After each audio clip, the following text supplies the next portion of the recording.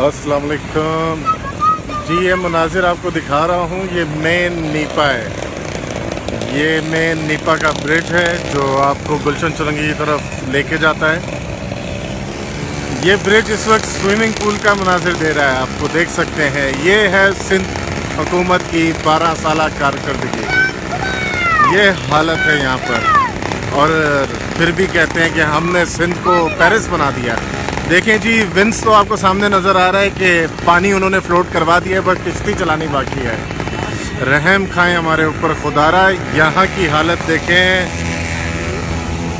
ये service road पे कभी पानी जमा नहीं होता था, इस बार यहाँ पर भी पानी जमा है।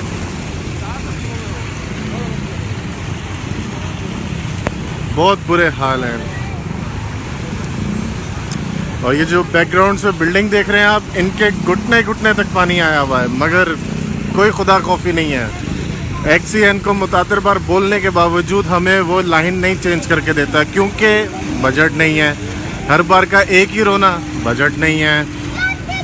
क्या बोल सकते हैं अब, अल्लाह बचाए इनसे, हमारी जान छुड़ाए। ये सर जौहर कॉम्प्लेक्स है, जो ब्लॉक की पोजीशन है। मीटरों में पानी आ गया, बस बारों पे, और ये पोजीशन है यहाँ पे। सारी साइडें आइसोलेट कर दी हैं, सब ऑफ कर दिए। चारों लोकल इनकमिंग ऑफ है।